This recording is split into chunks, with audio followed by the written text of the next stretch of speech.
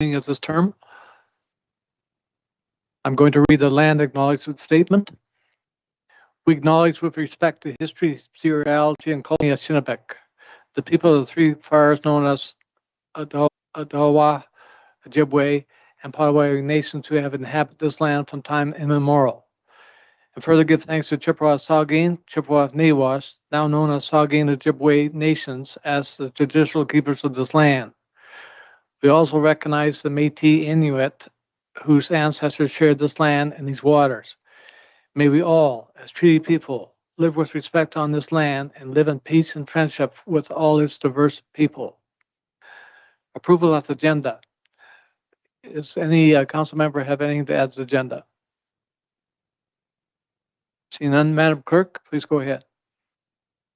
Thank you, Mr. Mayor. Further to the addendum or agenda that was circulated on September 20th, we recommend adding first a delegation from Mr. John Gibson and second an item of correspondence submitted by the Campbell Women's Institute, and you will do so through approving the addendum agenda this evening. Thank you, Madam Clerk. So I see no other items. I will read the recommendation that the agenda be amended to include addendum item circulated on September 20th, 2022, including 1, a delegation from Mr. John Gibson, and 2, an item of correspondence submitted by the Campbell Women's Institute, and that the agenda be approved as amended. Someone to move to put on the floor, please. Moved by Councillor Sutherland, second by Councillor Colburn. Is there any discussion on the motion before us? Seeing none, a show of hands, all in favor? Opposed, the motion is carried. I should point out that Councillor Thompson and Councillor Barfoot have sent their regrets for tonight's meeting. Declaration of pecuniary interest. You can clear it anytime you see fit during the meeting. Minutes of the previous minutes. The recommendation is that the minutes of the special council meeting held on August 18th, 2022 be adopted. I need a mover to put on the floor, please.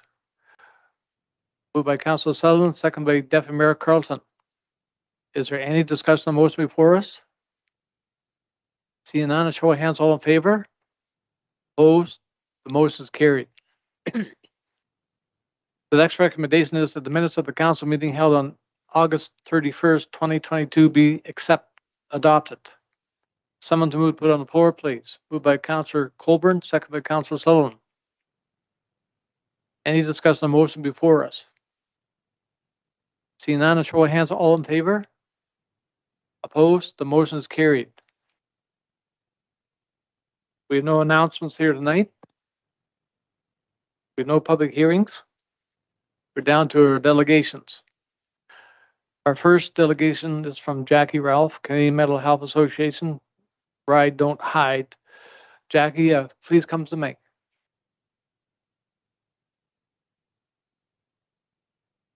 Hello. Mayor Burley, Georgian Bluff staff, council members, fellow guests. My name is Jackie Ralph. I am a staff member of CMHA Grey Bruce for about 18 and a half years.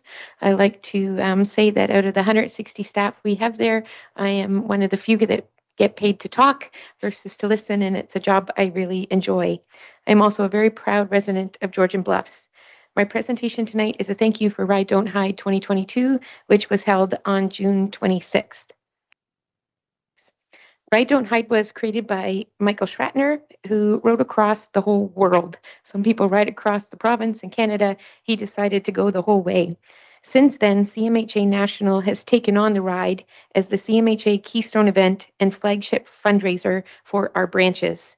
This year, there were 22 Ride Don't Hides happening both in person and virtually across Canada. Here in Grey Bruce, we have had 11 Ride Don't Hide events. We have been so thankful for the community support of this event. The day is truly a feel-good day. To be respectful this year of the ongoing pandemic, while we were moving ahead with an in-person ride, there were still some changes. Rather than holding the large welcome gathering and countdown start and the party type atmosphere following the ride, we offered more of a drive-through type event. Volunteers and staff were on site to greet each cyclist as they arrived. There was snacks and beverages that the cyclists could access before they left. Cyclists were allowed to head out as soon as they arrived. Each cyclist was welcome as they returned back to the park. Each cyclist also received a voucher for breakfast or lunch at the Fresh Roots Cafe downtown that they could access on the day of or in the future at their leisure. In replacement of the typical award ceremony following the ride, we will be holding a Facebook event later on this year. This is exciting for us because it can potentially amplify the congratulations message to our donors, partners, teams, individuals, and sponsors, as this will be available for anyone to view. We were excited for these changes that they allowed us to still hold an in-person event, but that was still respectful of everyone's safety. For each year, we follow the beautiful routes of Grey Road 1 and the Island View Drive, and then we make our way back through Oxenden to Lake Charles to Wolseley to Kemble and back to Kelso Beach at Nawash Park. For the keeners, the 100-kilometer loop takes an extra circle around Kemble Mountain. We have multiple stops and take advantage of the beautiful locations along the way. This year was an amazing year for the ride, weather-wise. The weather cooperated versus the 3 hailstorms we had in 2018. But I digress. Our first rest stop is the beautiful Women's Institute T-Set rest stop. At this point, if you are only cycling 25 kilometers, this is the turnaround to head back to Kelso Beach. If you are continuing along the route to the 50 kilometers, this is what you were greeted with as you continued on your route. We thought it was pretty amazing. This picture was taken at 4 a.m., that's why it's so dark, as I was out putting up signage along the route. Not only do the Island View ratepayers help promote our event, they are also one of the most successful fundraising teams, especially fellow guest tonight, John Gibson, who is featured on our leaderboard. Another rest stop we take advantage of is the beautiful Centennial Park. It is just gorgeous. The new asphalt driveway, hello, amazing, thank you. And the amazing crew of gardeners, thank you for all you do to keep the park beautiful. This is the turnaround for the 50-kilometer route. If you were riding the 80 or 100, you re-entered Island View and drive and continued to Big Bay. But wait, let's back up. To get there, you have to pass by Keith Davidson's house. For many years, Keith would actually sit out at the end of the driveway, blasting, "Hit me with your best shot," to inspire the cyclists. He would always post the "We Ride Don't Hide" flags that we distributed to each mailbox along the route, along with a letter letting everyone know that the ride was coming up. And we always thought that was pretty awesome. In the letter, we just asked that people be extra cautious that morning to watch for cyclists along the route. His message to cyclists this year, it's hard to see, but life is a garden. Dig it.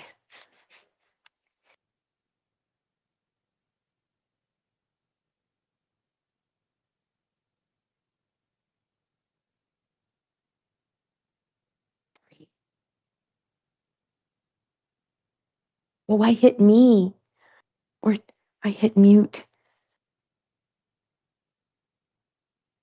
Bet you more people wish they could do that to me more often. So it's when you hit the rest stop in Wolseley that you really get to see the effort and time and care the staff of the Georgian Bluffs work staff really put into our ride. Just look at how amazing that looks. The grass is trim and it's cut, and this was true for the entire route for our Ride Don't Hide.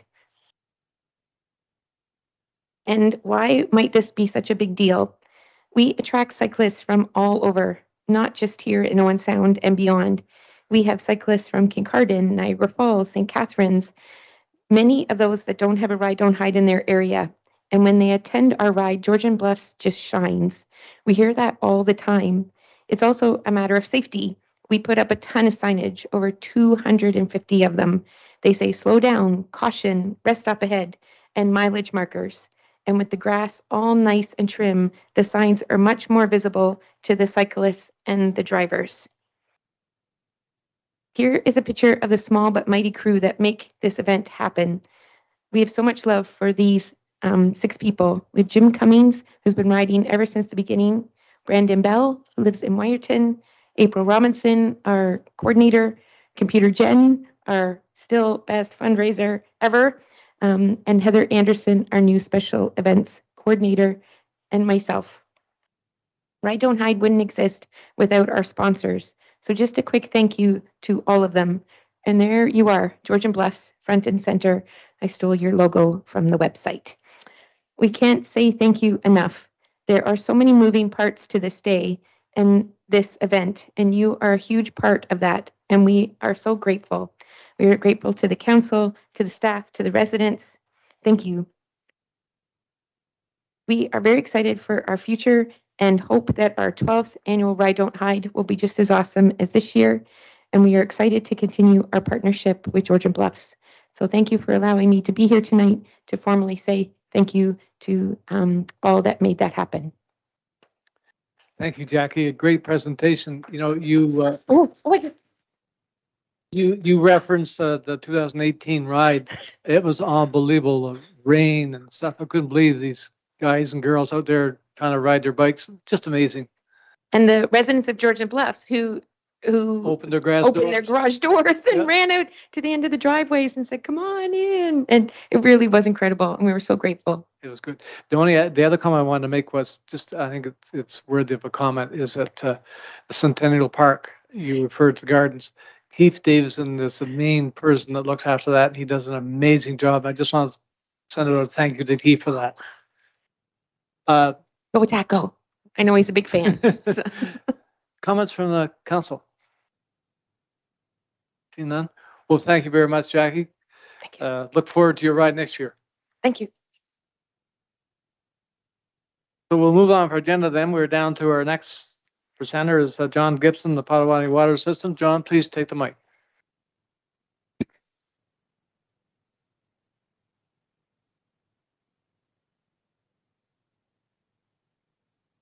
At the Ride Don't Hide, great project, mental health, totally underappreciated, underdiagnosed, and underfunded. And thank you for your work.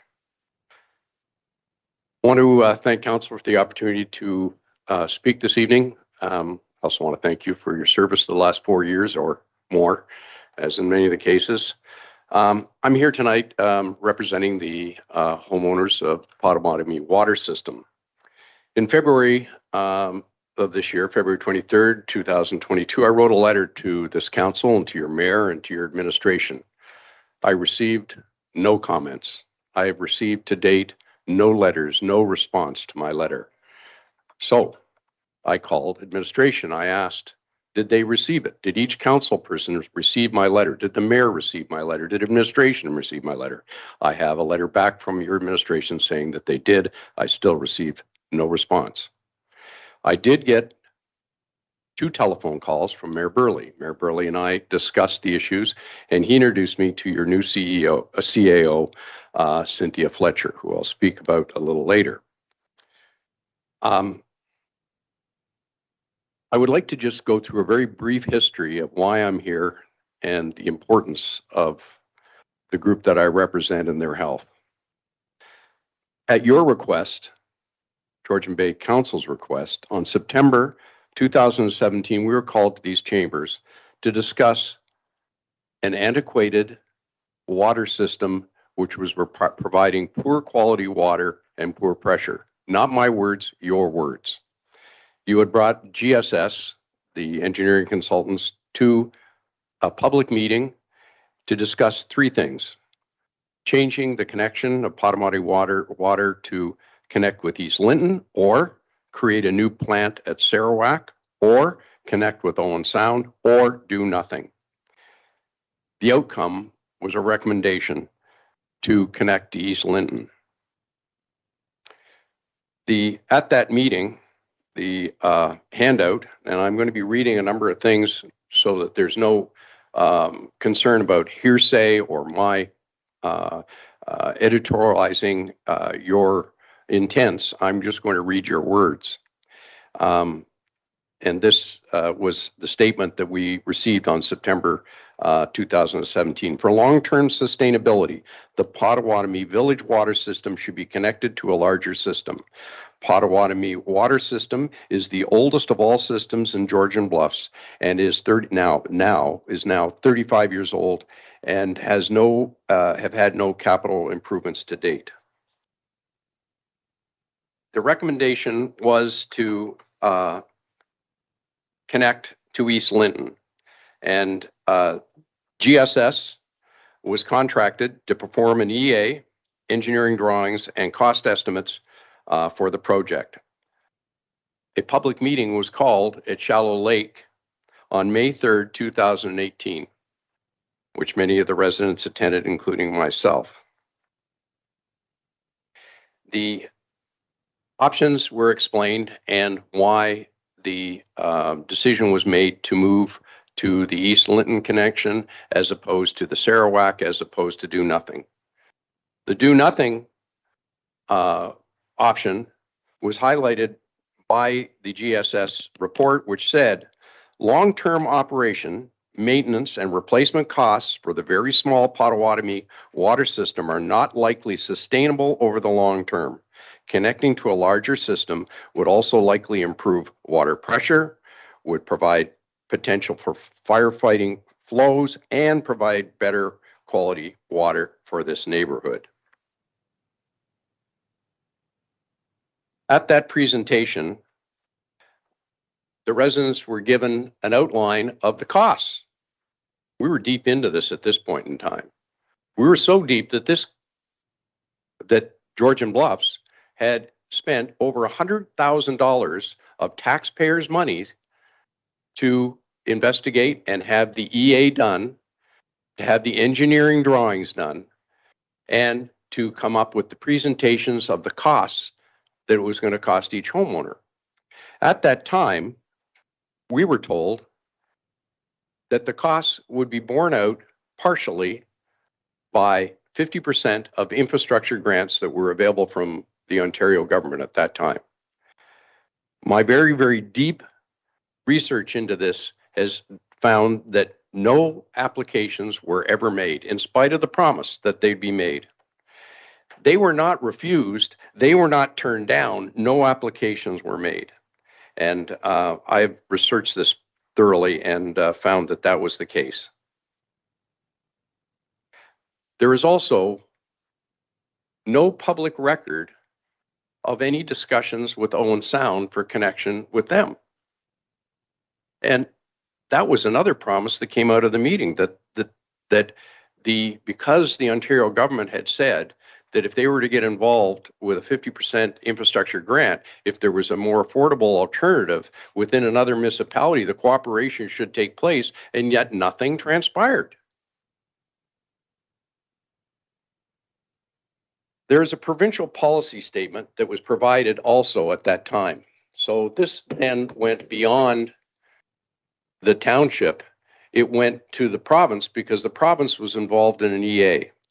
And the province at that time wrote back, and it was included in the report entitled Class Environmental Assessment, Municipal Water Supply, Township of Georgian Bluffs. And it states, the connection of the Potawatomi Village water system to a larger municipal water system is felt to be consistent with the provincial policy statement, as the Potawatomi Village area is an existing settlement area with an existing water system. The provincial policy statement also recognizes that the failing private water system in the developed area is justified to connect to a larger system. We had provincial backing to do this, and nothing happened.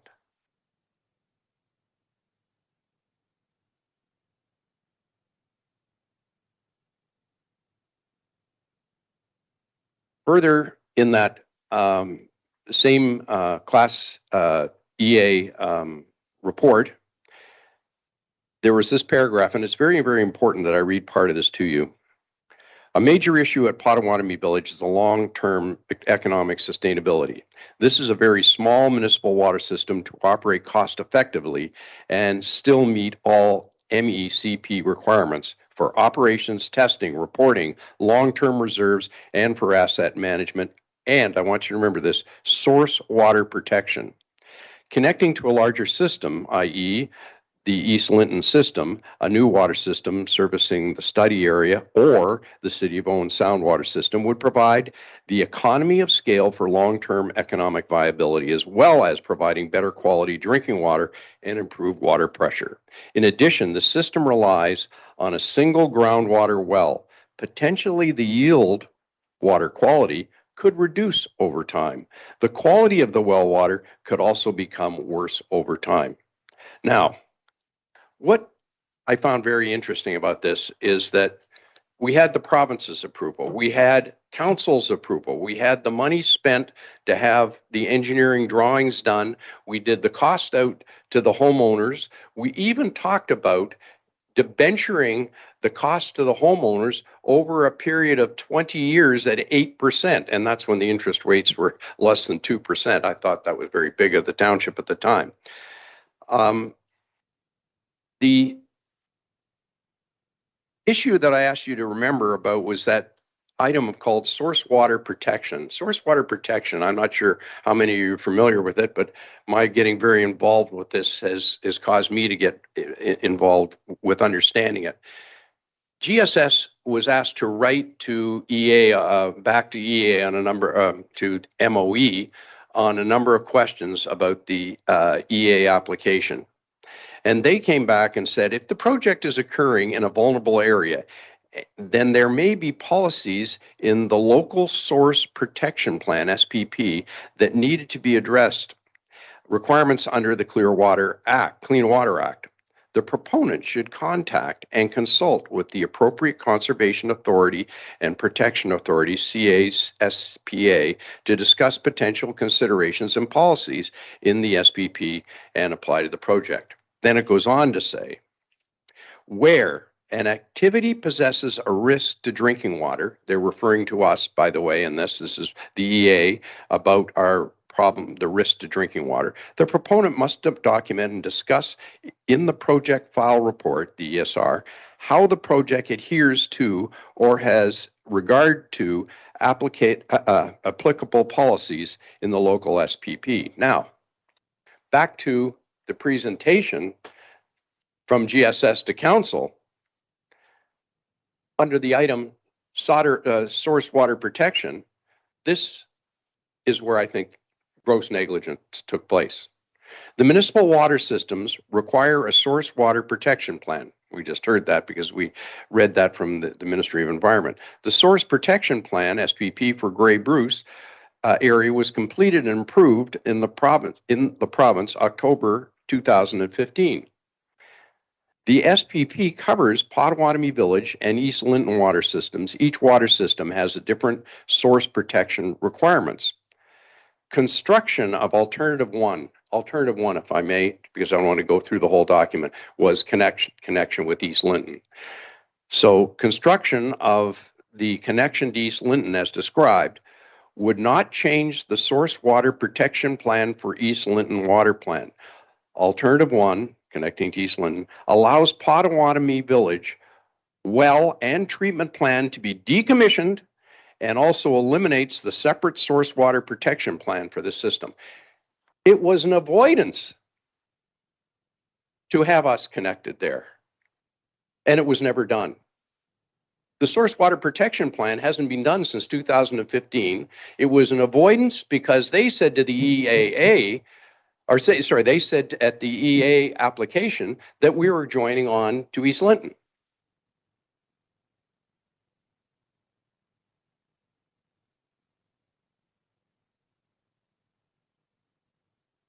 And pardon me if I get a little emotional about this. I've been at this for a long time. Nothing happened after the summer of 2018. This council was elected at the fall of 2018.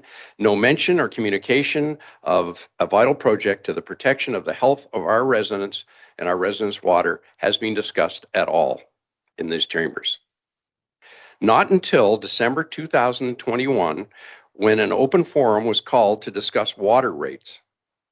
At that time, I spoke, as many others did in the township, about rates and about the quality of our water. At that time, I not only received support from Potawatomi residents, but also from other Georgian Bluff residents stating that their concerns over the severe water increases for poor quality water was something that this council should address. In the council meeting, January 2022, the rate debate, Councillor Pringle, it's on record, said our water is muddy. Potawatomi water is muddy, we better do something about it. Councillor Thompson, on the record, said their water is dirty, we need to do something about it. And yet, council voted for an increase for Potawatomi rates to 117%. Nothing was done. Now, I will remind you that the reason we increased those rates was twofold. One, to make each water system more self-sufficient, and two, to build up capital reserves for each water system. But if you read the report, it's a 5-year report. The only capital expenditures in that report are for Shallow Lake and East Linton. Not one mention of Potawatomi, the oldest system with the problem that you identified and had us come to hear what your proposals were. Apologies for the interruption, Mr. Gibson. This is your 1-minute warning out of the provided 10 minutes. Well, I'm waited 5 years to speak. I hope you'll grant me just a little bit more time. Yes, thank you. I will mention that in the past 3 months, we've had good cooperation and good communication with CAO Fletcher. And we've had 4 meetings with her, and most recently with the Vice President of Aqua, Mr. Mike Mortimer.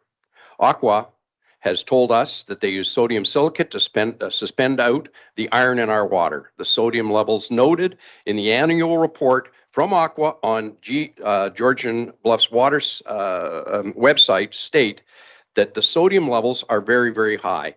Very high, so high they're noted as being half over the maximum allowable area, and in total they're actually over.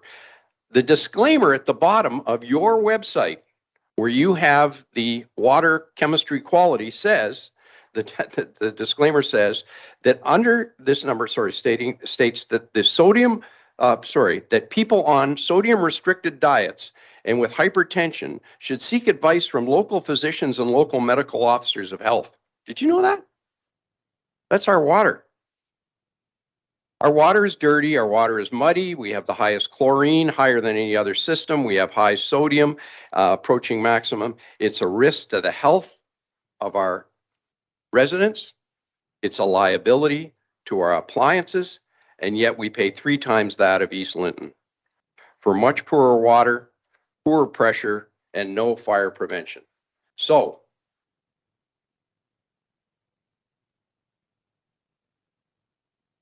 for this council, it's too late to do anything to improve this health issue for our residents. But we do look forward to mayoralty candidates, to councillor candidates, to take a stand on this issue of health in drinking water in our community. We believe that we've been counseled that there has been negligence and gross oversight in this issue to improve the water quality and delivery to the Potawatomi residents. I thank you for your time, and I apologize for going over. I hope that you've been enlightened. Thank you very much, John, for your presentation. Available for questions. Okay.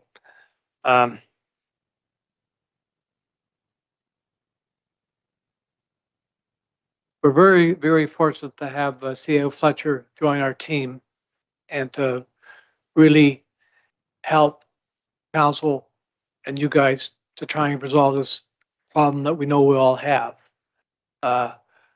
It's been many, many attempts to try and come up with a solution. I personally, over the last 4 years, have tried to talk to the city of Olmstown many times, got nowhere, shut down real quick. That's the discussion that the new council can have with the city of Owen Sound. Hopefully it can help. The EA study, yes, it was done. Yes, we paid money for it. And it's sitting on a shelf somewhere. But we do need to address this problem. Does council have any concerns or questions? John's presentation. And John, can you lead that presentation with our clerk, please? Yeah. Thank you. Councilor Coburn. Yeah, thank you. Is everyone's hearing me okay? Thank you for the presentation. Indeed enlightened.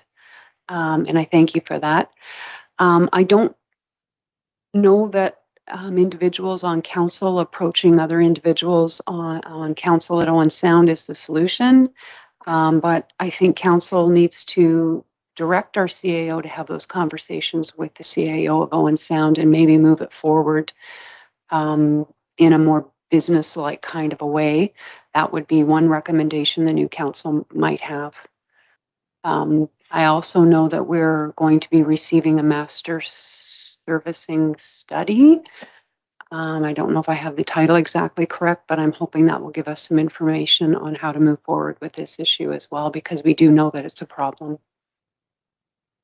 Thank you, Councilor Coburn. Councilor Pringle, please go ahead. Thank you, Mr. Mayor. Yeah, that was a great presentation, John. And I probably said the words that I said at the time because I was very passionate about my answer to the outgoing rate. So I definitely feel for the position that you're in, and you're not alone in the township. And yes, I really truly believe moving forward, we got to do something about it. Obviously, we got new people coming in here in the next term. And I really hope that it does become the forefront of the agenda. Anybody, the ads aren't out on TV here yet, but I'm pretty sure one of my main comments was about water quality and accessibility in the township. It does need to be looked at. So, no, again, I truly see your passion in it, and I understand it. And I'm really hoping too, in the next 4 years, moving forward, that I'm going to be a big part of that. So, thank you. Thank you, Councilor Pringle. I'm quite sure, Madam CEO, this will be a topic brought up to the new council when they're sworn in. Please go ahead. Through you, Mr. Mayor, and thank you to Mr. Gibson for his delegation. Just a couple of things as updates. As Councillor Coburn has indicated, there will be a master's servicing study report to new council. The meetings that Mr. Gibson has referred to, we're working with Ontario Clean Water Association and Walkerton Clean Water Association, just to ensure that we're doing everything that we can in the short term while we work to a longer term solution. I also just want to assure council that any of the water reports that we receive also go to public health.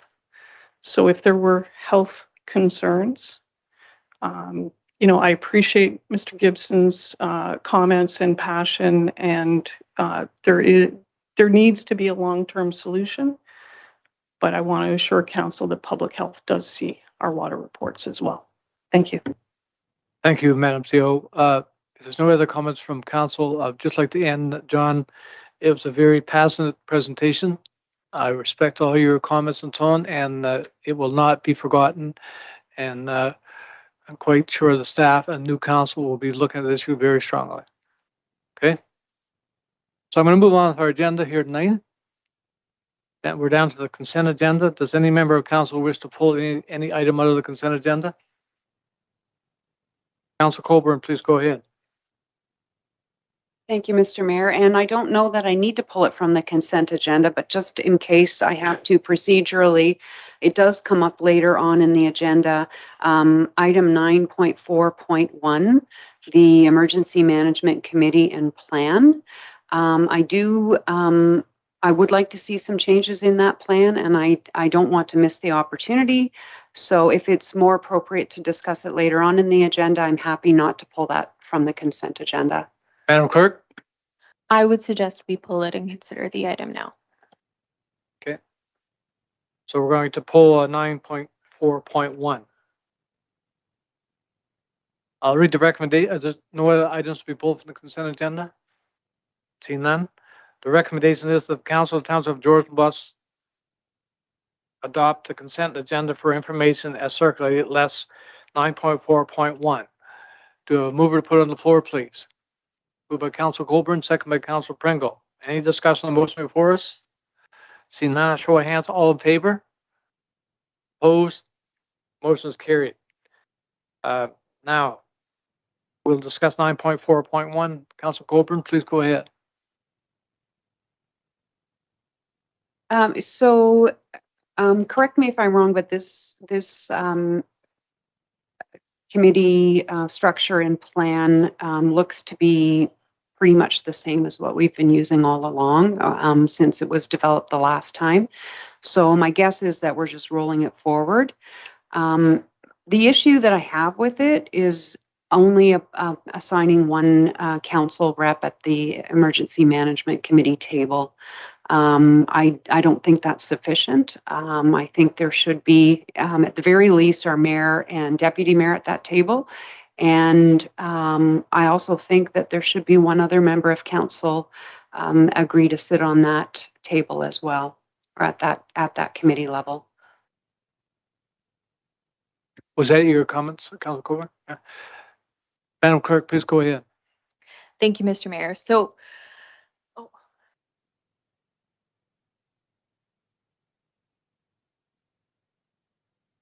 there may be just a little bit of confusion because the names of the committees are so similar. So there's a difference between the emergency plan or the emergency control committee and the emergency program planning committee. So the planning committee is that of which is appointed by bylaw, and that's the bylaw you see on your agenda this evening. That committee is only called once a year to review the plan and its associated appendices. In the event that there is a legitimate emergency, that is when the emergency control group is called. Should council wish to have more individuals appointed to that committee, we can certainly do so through the plan. Currently, both the mayor and the deputy mayor sit on the control committee. So the management committee that you're appointing here this evening, being the review committee, is only used for that annual review process. And I will note that as part of the annual emergency exercise, all of council are invited to participate and are welcome to do so should you wish to do so. Council Colburn, please go ahead. Thank you. So I think I got that, Brett, but I'm not 100% sure. So the planning committee consists of the mayor only from the council table. So, but if the mayor, it's the mayor only at that table, and they're passing the bylaw that outlines who will sit on an actual emergency management committee, how much input do we have then into that, or is it just? I guess what I'm trying to say is I would have liked to have seen more individuals from council sit on our last emergency management committee, not the planning one, but the actual one that we had during the pandemic, because to be perfectly honest, I think some of us felt a little out of the loop. And we had ratepayers asking us why certain decisions were being made and why certain mandates were being made. And it would have been appropriate for us to have those answers, as well as some say into some of the pandemic measures that we were putting into place as a municipality. So how do we ensure that that representation is increased going forward? Like, what's the best way of ensuring that? MCO? So it's through you, Mr. Mayor, it's an interesting observation. And I spent the pandemic in 2 different municipalities now. And one of the observations I've had in both is the pandemic was a unique health emergency. It actually took most municipalities a little bit of time to kind of get into a groove related to this particular emergency, because normally what we deal with is an incident. It's quick, it happens, there's impact, and we move on. And I think in a situation where it's more of an incident, you've got to call people together quickly. You've got to be able to, kind of be agile, react, and there have to be some designated roles. I think with the pandemic, because it went on so long, there were numerous meetings. I guess council always has the option of amending given an emergency situation. So if we were to have something similar again, even though there were appointments to an emergency control group, council can always adjust that given the emergency. But I just wanted to make the distinction. The health-related emergency that we've lived through for the last 2.5 years, I know for me was very unique compared to incident emergency management training that we normally practice. Agreed. And through you, Mr. Mayor, to our CAO, thank you for that explanation. I did offer to be on that emergency management committee with my background in outbreak management. You say it's a unique situation. It's not unique for some of us.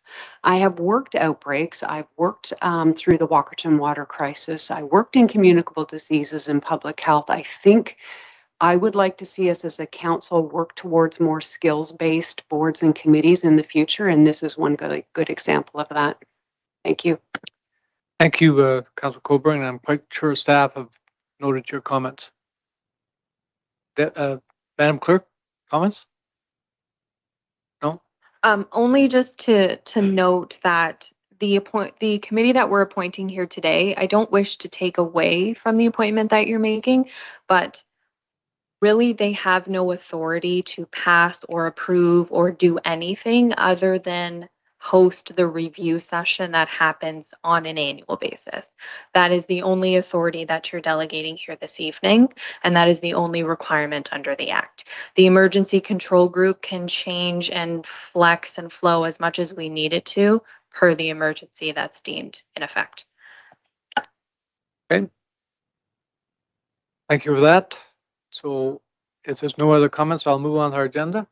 Mr. Mayor, if I can. Go ahead, Madam Clerk. Procedurally, because we've now pulled this report, we do have to read the recommendation on said report, and I recognize you don't have that in front of you. So if I may, I will read it through your chair.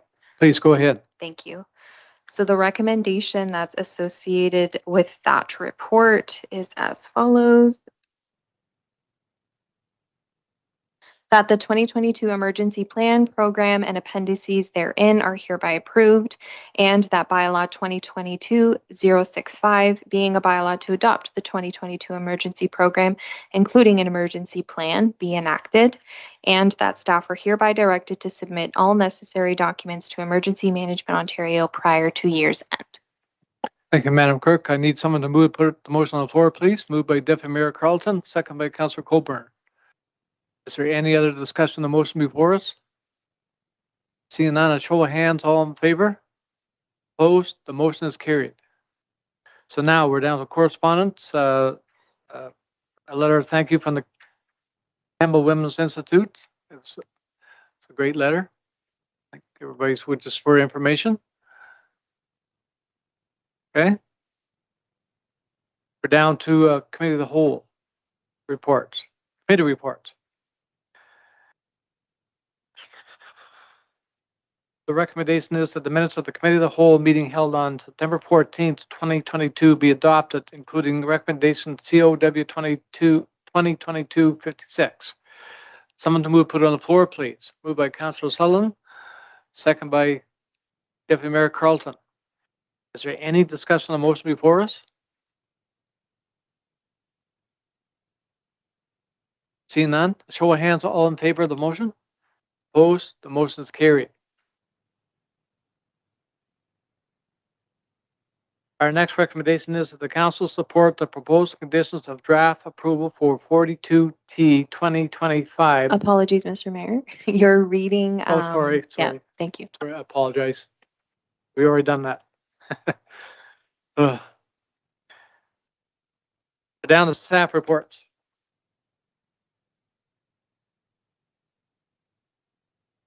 The recommendation is that RFT 2022-14 for the supply of stockpile of winter sand be awarded for Walker Aggregate HSC Limited at a price of $23.50 per ton. Someone to move, put it on the floor, please. Moved by Council Coburn, second by Council Pringle. Is there any discussion on the motion before us? See none? Show of hands in favor of the motion. Opposed, the motion is carried. Now down to planning. The recommendation is that the council issue a motion of concurrence for the proposed communication tower at 319282 Grayville 1 to be facilitated by Rogers Communication. Someone to move, put it on the floor, please. Moved by Councillor Colburn, second by Councillor Pringle. Any discussion on this motion before us? Madam Clerk, any comments? I just want to note that following council's discussion, should there be any questions or concerns, we do have to amend this motion slightly to indicate council's support, thereby issuing a motion of concurrence. Great, so be it. Is there any discussion on the motion before us? See none? Madam Clerk? So through you, Mr. Chair, I would recommend that we add a second line to the motion that reads that council hereby supports placement of a communication tower at 319282 Gray Road 1 to be facilitated by Rogers Communications. That will be added as a second line, and we will need a mover and a seconder. Okay. So we have a amendment on the floor. I need a mover to put it on the floor, please. Moved by Deputy Mayor Carlton, second by Councillor Sullivan. Is there any discussion on the motion before us? The amendment before us? Seeing none, show of hands, all in favor? The motion is carried. Now we go back to the original motion. Does council want me to read it again or no? We do have a mover and seconder on that motion, I believe. Is there any, there's no discussion on the motion. A show of hands, all in favor of the original motion? Opposed, the motion is carried. Thank you, Madam Clerk. Public question period. Does anyone from the public call? No?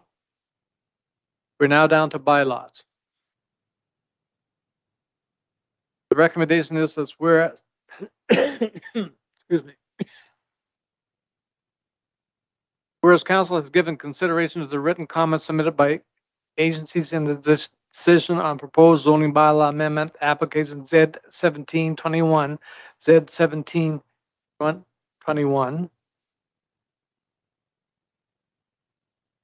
for Blair and Cheryl Rodburn for property located at 128 Maple Ridge Road, and whereas council has considered oral submissions made at the public meeting.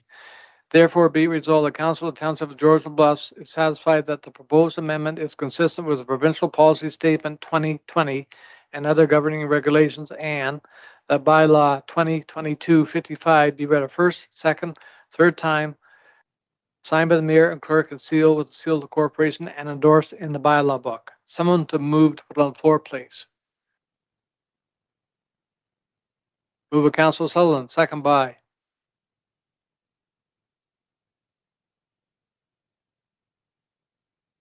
Do I have a second on the motion?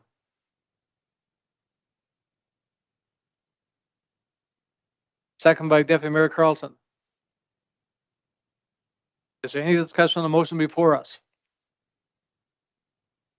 Councilor Sutherland, please go ahead. I'll ask for a recorded. Okay. Madam Clerk, a recorded vote has been asked. I just, no, you go ahead, please. So help me understand, through you, Mr. Mayor, to staff. So this is basically just a formality because we have already talked about this at Committee of the Whole. We have already voted and approved this That's correct. at council. So why is it coming here again this evening? Is this just Sorry, Jan, if you could just clarify for us what the process, I guess, is what I'm asking. Please go ahead, Madam Planner. Thank you, Mr. Mayor, through you to council. So procedurally, when I bring forward or when staff bring forward a report, we look for support of the recommendation.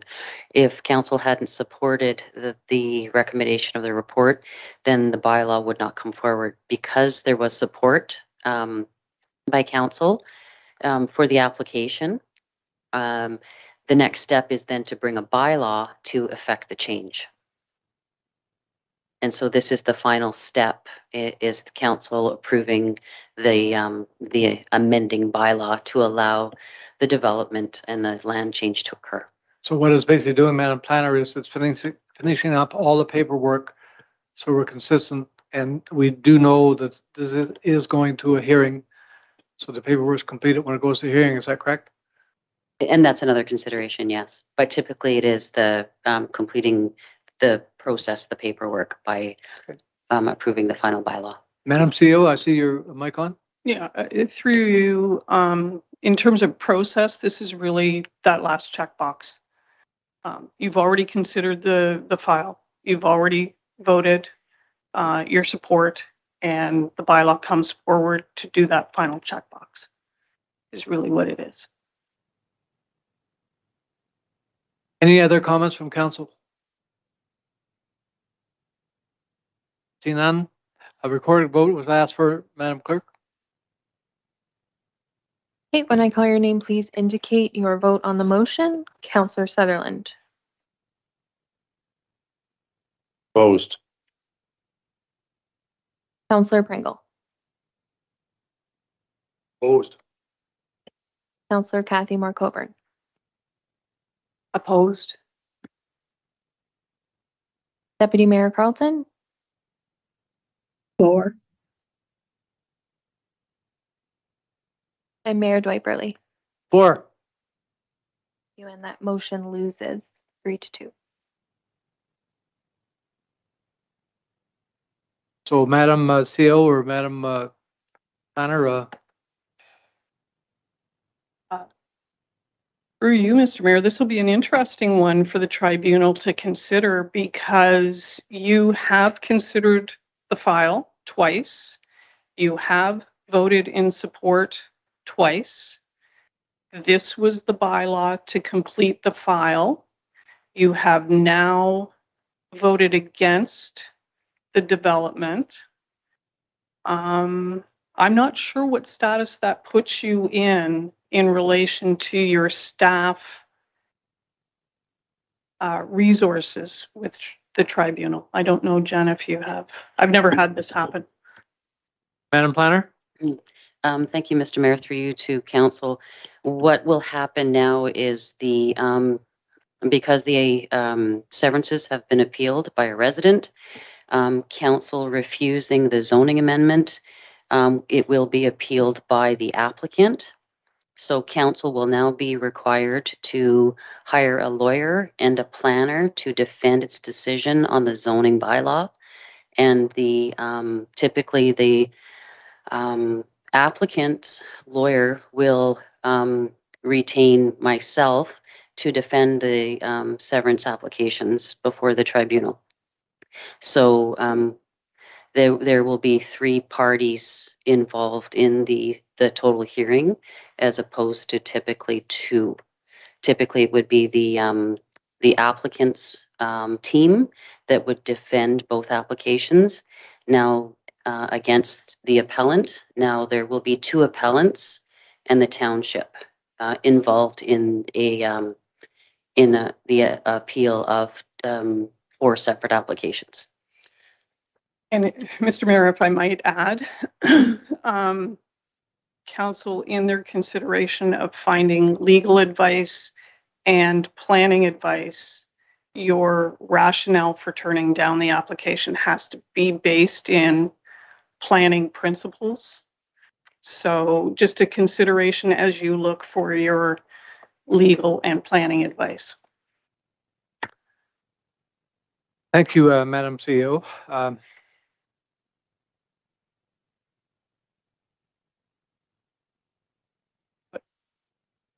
Madam Planner, please go ahead.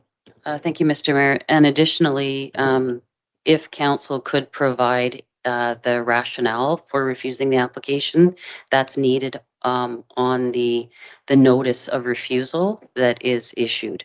So staff have to issue a notice of refusal indicating why council refused the application.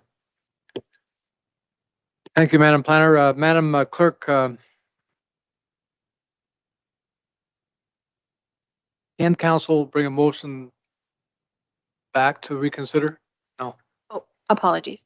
That was not the question I thought you were going to ask. So within this meeting, there may be a motion to reconsider denying or not passing the bylaw that we have just considered. That is a motion in and of itself. So we would need a mover and a seconder to that effect. The reconsideration would then have to pass, and then we would reopen discussions. Should council not wish to reconsider the vote that we just had, we will have to provide your notice or your reasons for refusal of this application, and we should do so by formal motion of this council. So okay. Councillor Colburn, please go ahead.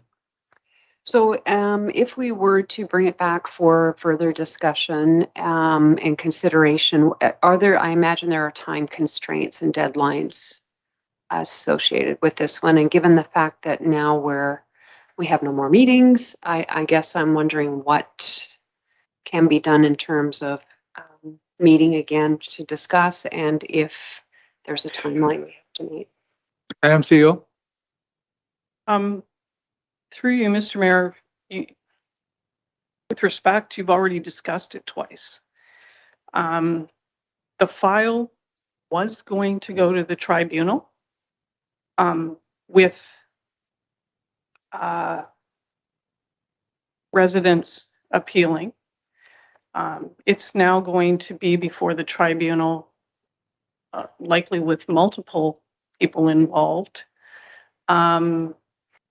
I don't know what's to be gained by having another meeting on the matter. All I was trying to suggest, Madam CEO and Madam Clerk, is if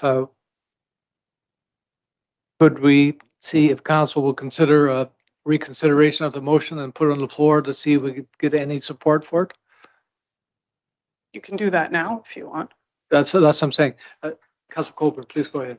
I think the other important factor here is that we're missing 2 of our council members, and that's significant when we're only a council of 7. So I suppose we can reconsider it now, but it would have been nice to have our full complement of councillors here this evening for this one, for sure. I don't disagree. All I'm saying is, guess would a council member put it on the floor? I can't as a chair, can I? I can? Unless you vacate the chair. Well, that's not going to do us any good. Deputy Mayor Carlton. Thank you, Mr. Mayor. I think what we really have to consider here is what justification do we have for refusing this after we have approved it twice already? And I think the sound of the fact that council then has to hire our own planner, and our refusal has to be based on solid planning decisions, and we have to have our own lawyer. And I just don't think it's a road we want to go down to. I think we're putting the township at a fairly large expense for something that we're likely not going to win, given that we've already passed it through twice already. So I would bring forward a motion to reconsider it this time if council would consider that, please. Thank you. So the motion on the floor is moved by Deputy Mayor Carlton. Do I have a seconder to put this motion on the floor? Moved by Councillor Colburn. And it's a, Madam Clerk, please say the proper wording, what it is. It's simply just that being a motion to reconsider the vote on bylaw 2022-055. If that motion is carried, then we go back to original motion, correct? You go back to the original motion and you can have discussion on the original motion. Yes. Should you need to. Okay. So I'm going to ask for a recorded vote on the amendment. I can't. On the reconsideration, Reconsideration, yes. you can ask for a recorded vote, yes. Yes, I'm asking. Okay, so for the record, we are asking for a recorded vote on the motion to reconsider the original motion. So when I call your name, please indicate whether you are for or against the reconsideration. Councillor Paul Sutherland.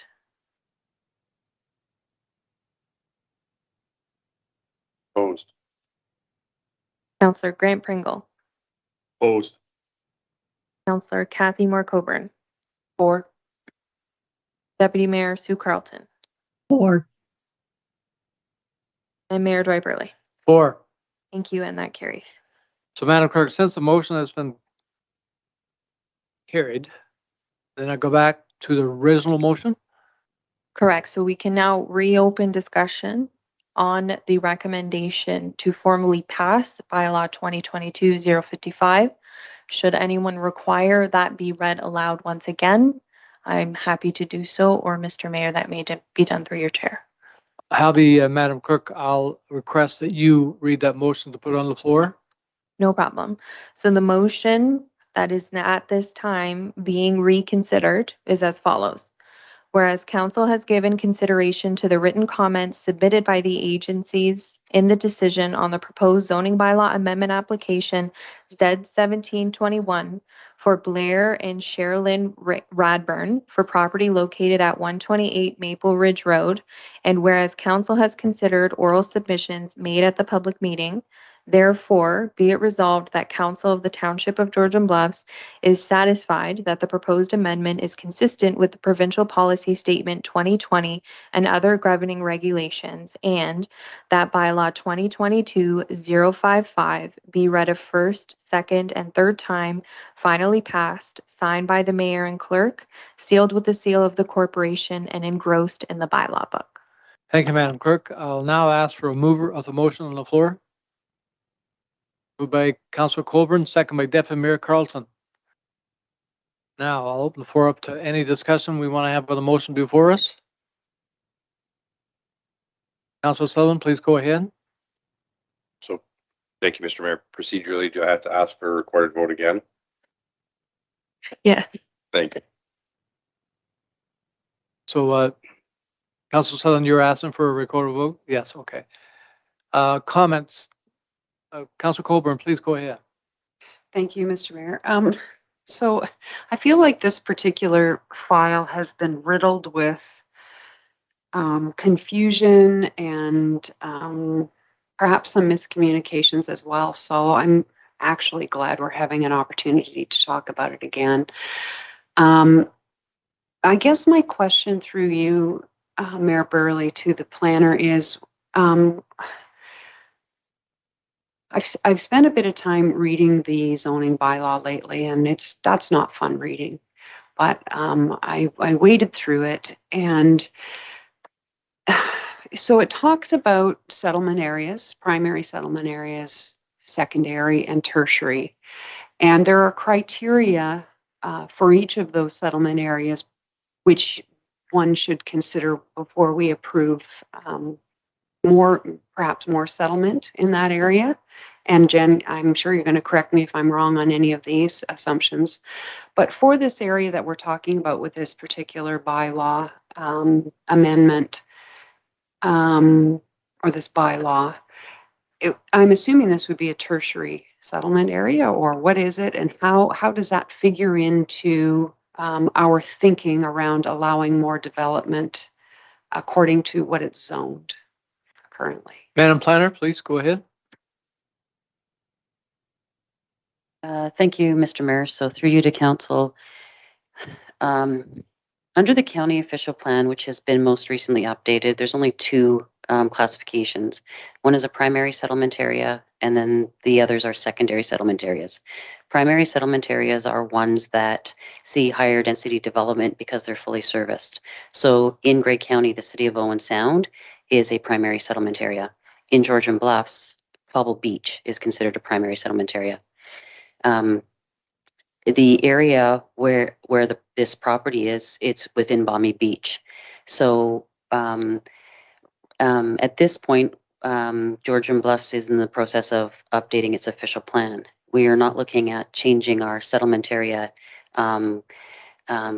classifications through this update, but we will within the next couple of years to comply with the county official plan. So we will either have a primary settlement area or a secondary. The tertiary designation right now is typically one that is applied to areas where they have no municipal services. So we see that up in Kemble. Kemble is a tertiary settlement area in our plan. And I believe the Balmy Beach area is actually a secondary settlement area within the Georgian Bluffs official plan.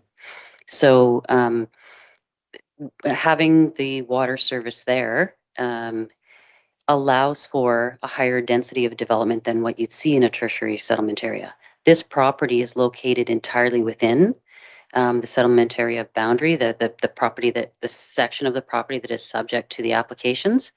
The balance of the property is within the Niagara Escarpment Plan area. So this property has been within a settlement area for quite a while, even under the Sarawak official plan. So the intent has always been for additional residential development.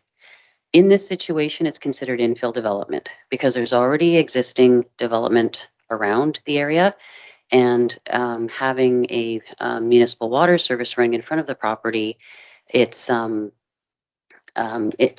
reason that supports the development within that strip of the property. So I'm not sure if that answers your question, Councillor. Thank you. Councillor Coburn, did you have any follow-up questions? I could ask one. Please go ahead. Thank you, Mr. Mayor. So the balance of the property that's Niagara Escarpment, that's neither here nor there for this application, though, because of where the available land to build that won't impact any sensitive areas. Am I interpreting that correctly? Madam Planner? Thank you, Mr. Mayor, through you to Council. So there are provisions in the environmental impact study that was conducted to direct development away from any of the natural heritage or natural hazard features. So if you look at the bylaw that's there before you this evening, there is Schedule B, and that delineates development envelopes that were designed from the study that was done for the environmental impact study, as well as the engineered grading and drainage plan. So, and those meet provincial requirements in terms of the EIS. The Niagara Escarpment Commission has also fully reviewed this application, and they noted no concerns with what was being proposed.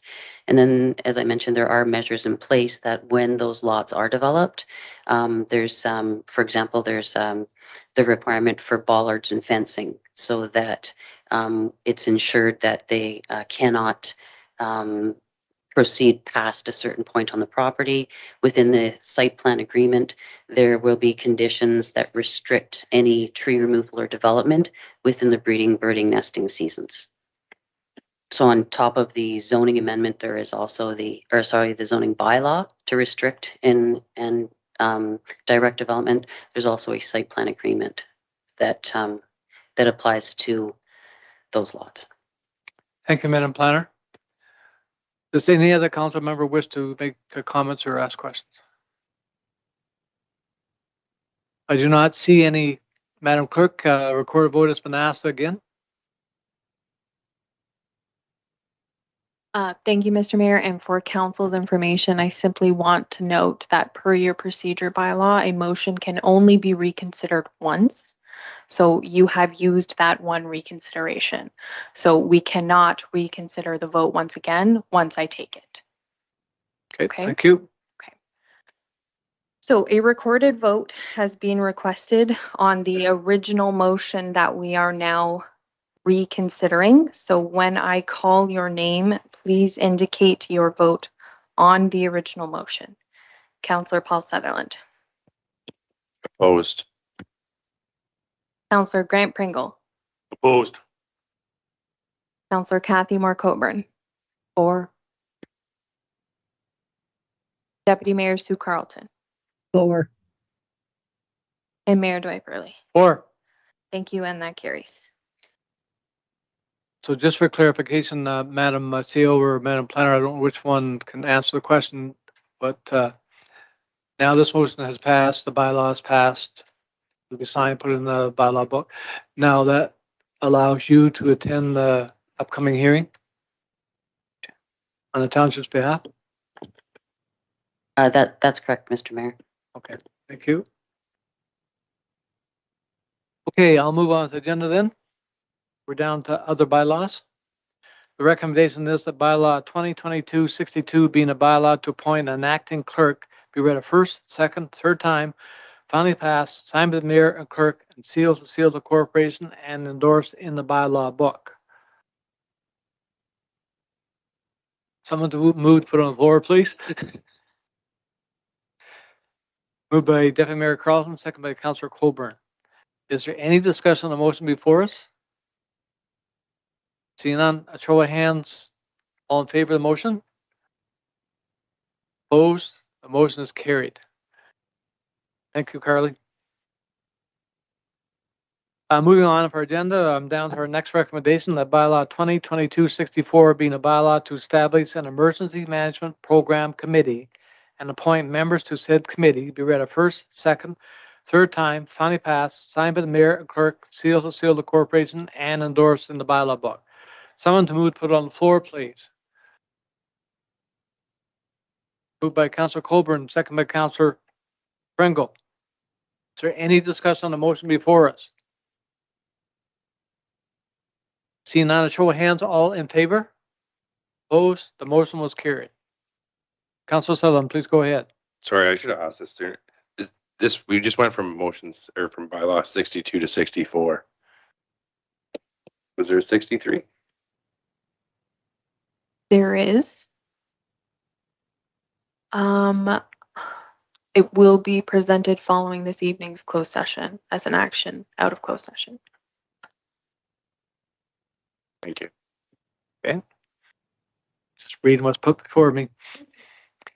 Our next recommendation is that bylaw 2022-65 being a bylaw to adopt the 2022 emergency plan and program for the township of George Bless be read a first, second, third time, finally passed, signed by the mayor and clerk, and sealed the corporation, and endorsed in the bylaw book. Someone to move to put on the floor, please. Moved by Deputy Mayor Carlton, second by Councillor Colburn. Is there any discussion on the motion before us? Seeing none, show of hands, all in favor? Opposed? The motion is carried. Moving on our agenda, unfinished business, we've none. New business, end of term of council. Madam CEO, please go ahead. Thank you, Mr. Mayor, and through you to council. I know there were a few questions about updates on bodies of work that are underway, so I wanted to bring those back for council, and I might ask Jen to comment on the official plan refresh. My understanding is there will be a presentation to the next council early in the term. Jen, I don't know if you want to give a quick update. Madam Planner? Thank you. Yes, so what will happen is right now the consultants are working on the draft early in the new term of council. They will present the draft for council's consideration, and we will then move forward with circulating the formal circulation for review and comment by the agencies and the residents. Thank you.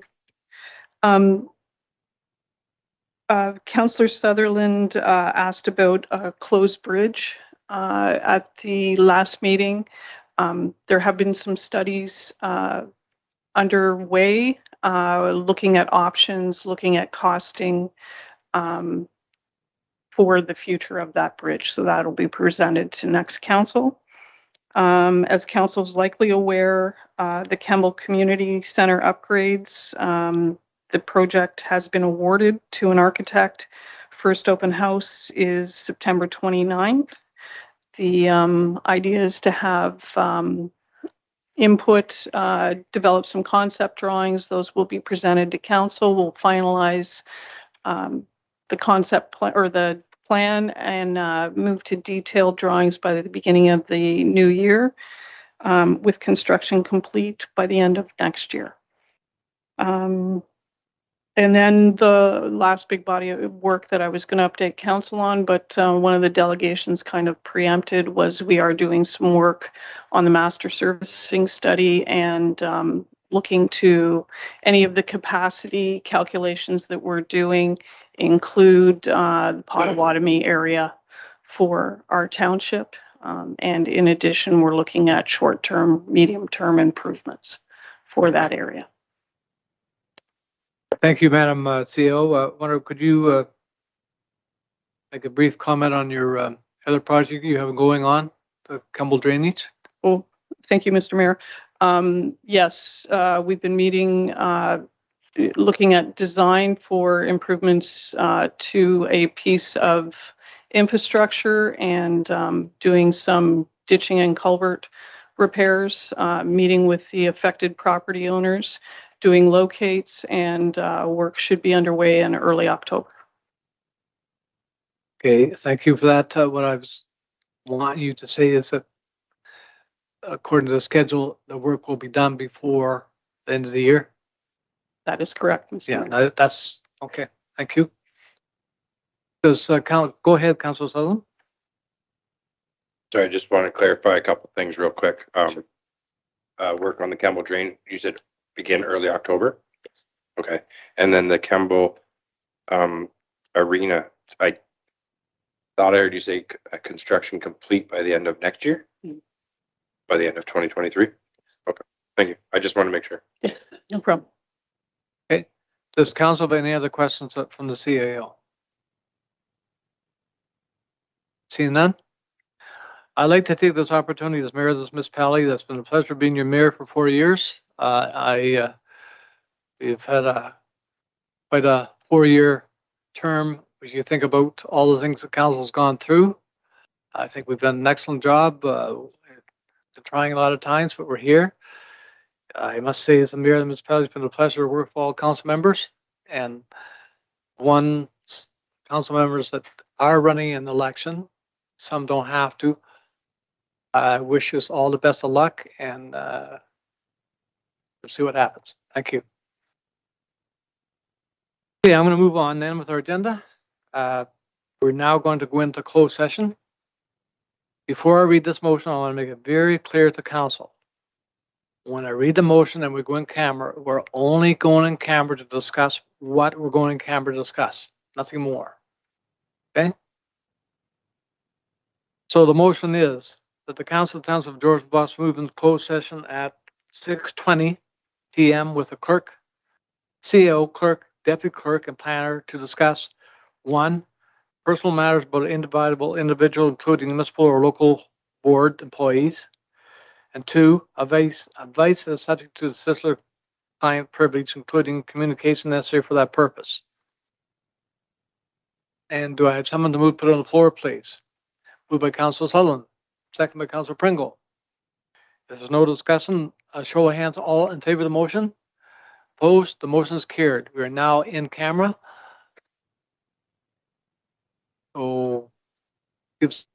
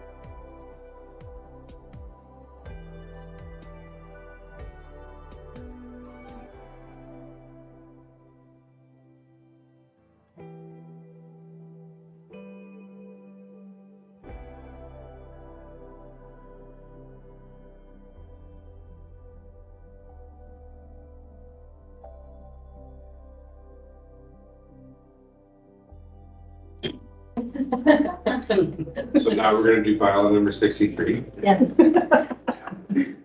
Finally picked that one. You are the numbers. Brian, we're now back into open session. If you can enable the live stream. That's why I was like, I read the closed session. how do I answer this question? Sometimes numbers don't. You are a numbers guy.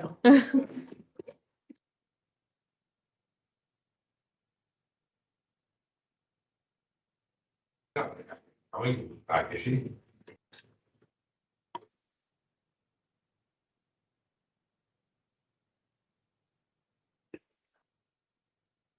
A hurricane coming through. Where's my phone?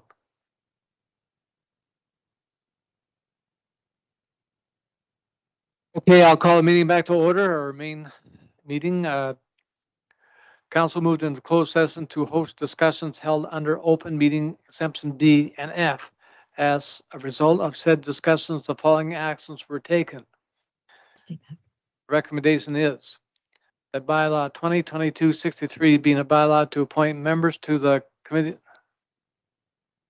Committee of Adjustment for the Township of George Bless.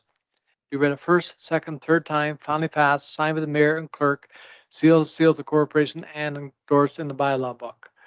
Someone to move to put on the floor, please. Move by Council Sullivan. That was bylaw 63, Council Sullivan, just so you know. And moved by Councilor Pringle. Any discussion on this motion? See none, a show of hands, all in favor? The motion is carried. And 19.2 was received for information only. Now we're down to our confirming bylaw. Councilor Coburn. A very keen citizen has emailed me to say that we announced the wrong date for the open house for the arena. The Campbell Community Center Public Forum is on the 26th, not the 29th. So thank you to people who are paying attention to our meetings. Awesome. Through you, Mr. Mayor, that was a test to see. I too very much thank the citizen for correcting my mistake. It is the 26th. You might have had a lonely meeting if you had to show up 29th. Okay, I'll read the confirming bylaw. Thanks for that, Councilor Coburn. The bylaw 2022-66 being a bylaw to confirm the proceedings of council on September 21st, 2022 be read a first, second, third time, finally passed, signed by the mayor, clerk, sealed of the corporation, and endorsed in the bylaw book. Someone to move to put on the floor, please. Move by Councilor Coburn, second by Councilor Sullivan. Is there any discussion on the motion before us? Seeing none, a show of hands, all in favor? Opposed? The motion is carried. I'm going to read what staff had written. That's very nice.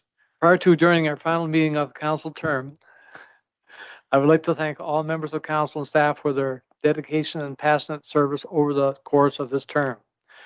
While we may not have always shared the same perspectives, we always collectively in our strides and efforts to improve the George Bless community. Thank you and best wishes to the new term. If there's no other discussion, I'll ask for adjournment of this meeting. Moved by Councilor Sullivan the last time, and second by Councilor Pringle. A show of hands, all in favor of adjournment. Opposed? The motion is carried. Thank you, everybody.